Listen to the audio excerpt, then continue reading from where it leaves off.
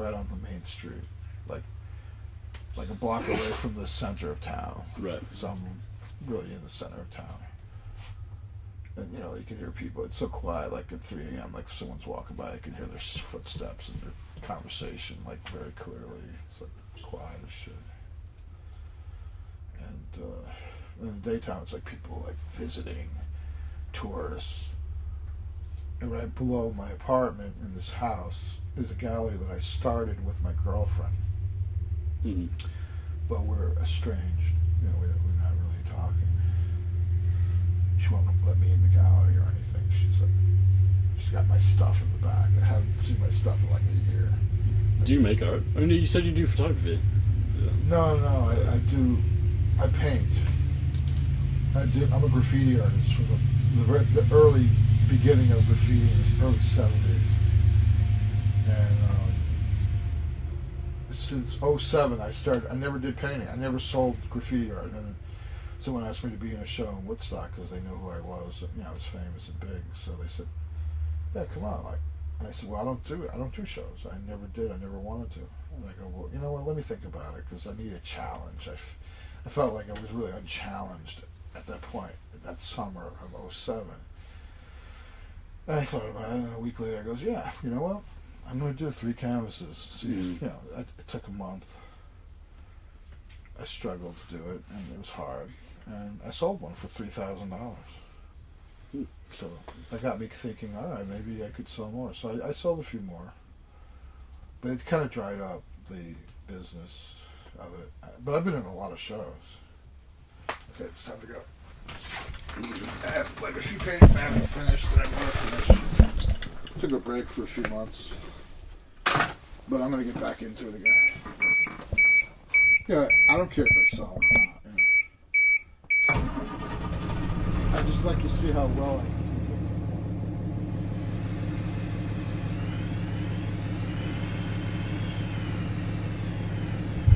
Well, there was this girl named Clarice.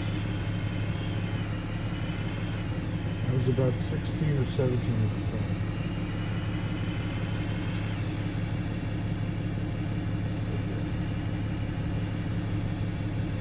Anyhow, she was one of those perfect girls, and she always got the top grade, captain of the swim team, you know, the works. Like any intelligent person, she wanted meaning from life, and I was just looking for a place to fit in. I wanted to be part of something bigger than myself. I played football, sure. That didn't do it. South Dakota was so much about independence and self-reliance. It's very much the type of place where people go to escape the weight of the world. Junior year was when he came. A man went by the name Robert Nelson. Flyers appeared all over school. I saw Clarice was putting them up, something about a forum for anti-communism.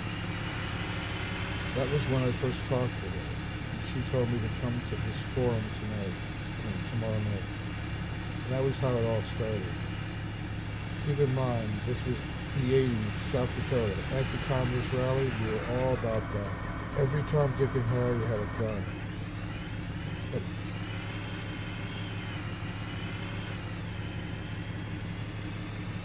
the guy was off his rocker, no doubt. But what he said seemed to make sense. This became a semi-regular thing to go here and speak for a couple of months. One thing I remember was, despite the militant tone of his speeches, there was quite a few girls. At least half the audience was always girls. Through Clarice, he invited me and about 15 of us regulars to visit his fortified compound. He lived just outside Rapid City on a fairly sizable plot of land, mostly woods, a couple of acres of farmland. He barbecued, we had a few beers, he was a nice guy. There isn't much to tell about Nelson. He seemed like an experienced man, enough so that he could talk about life with an air of authority. But that experience was never made clear. He was very private, always vague about specifics of his own life. Rather, he wanted us to talk to him about how we felt about his ideas. When he would talk for extended amounts of time, it was only under controlled circumstances. Like his speeches, he would tape and distribute. Everything he said and did was calculated. So my only record of him is the official propaganda, as I call it.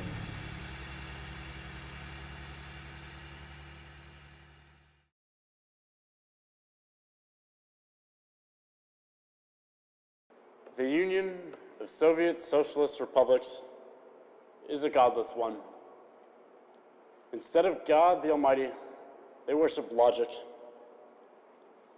And logic tells General Secretary Gorbachev that President Reagan likes when other countries have policies inspired by America.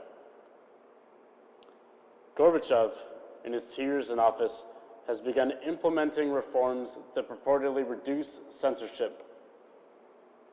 The New York Times and Washington Post praise the reforms. They call Gorbachev's policies as revolutionary and an embrace of true democratic policy. Reagan, in turn, increases ambassadorial visits to Russia. The visits, at first, seemed to simply give Reagan the opportunity to size up Gorbachev. Now, my fellow South Dakotans, we know the nature of those visits. A reporter from the Times last week asked Reagan if he still regarded the Soviet Union as an evil empire. He responded simply, no. But more importantly, it was announced last week, effective immediately, that the United States military would destroy its stockpile of intermediate-range nuclear missiles, missiles that were designed to be able to respond to a continental threat, missiles that we have stationed in West Germany and Turkey, pointed at Moscow. Ladies and gentlemen, I'm grateful that Reagan ended the Carter presidency. I'm grateful that he prevented Mondale from becoming president in 1984. But the Reagan that we rely upon to protect us from communism, that Reagan is dead. For the Reagan I know, and the Reagan I voted for, wouldn't have abandoned his strategic defense initiative simply because he finally met a Soviet who could talk. For this strategic defense initiative, only 3 years ago recommended a buildup of both nuclear and non-nuclear weapons based upon years of assessment from 3 previous presidential administrations, for the primary reason that in military matters, the Soviet Union was not to be trusted whatsoever. Ladies and gentlemen, I'm proud to be a free man in this great country. I'm proud because the First Amendment guarantees me the right of free speech. But the Constitution also guarantees that the United States military will protect us from foreign invasions. And in that respect, the government is failing. But unlike any other government in this world, our Constitution has a failsafe, the Second Amendment, and I'm invoking the right to bear arms. Henceforth, I'm establishing the Peacekeeper Society, dedicated to restoring the faith and safety of this country. We have the resources and the land to change this country by example. I'm asking you all to take up arms and join my cause. Novus Ordo Seclorum, my fellow Americans.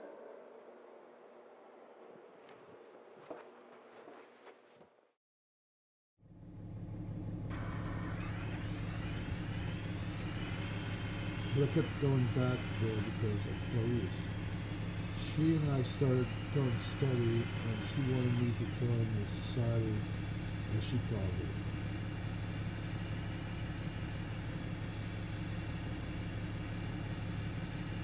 It was a great place to get away from everything.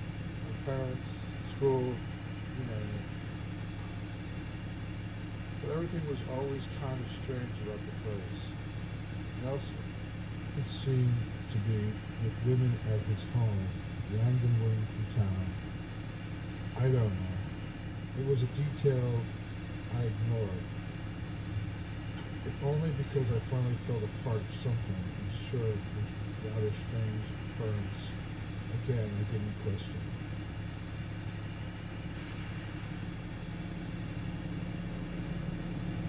One day, about 6 months into my relationship with Clarice, I didn't feel like going to school one day and instead headed over to Nelson's compound. Clarice getting out of the car, the only car parked at the house. Nelson opened the front door. Yes, and bathroom. I slammed on the brakes halfway through the driveway, turned around, and went home. I never spoke to her again. Until then, I had never really questioned what was going on. I had just been happy with Clarice. Suddenly, everything was so clear. A random woman, how every guy in the society seemed to connect with a girl. Whether or not he actually believed any of his own teachings is anyone's guess. But the motivation was definitely to amass what little power he could and hold himself up with as many women as possible. I got out of there. Never really talked to anyone from the society again. I graduated and moved on.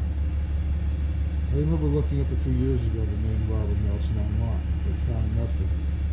Probably it was just an earlier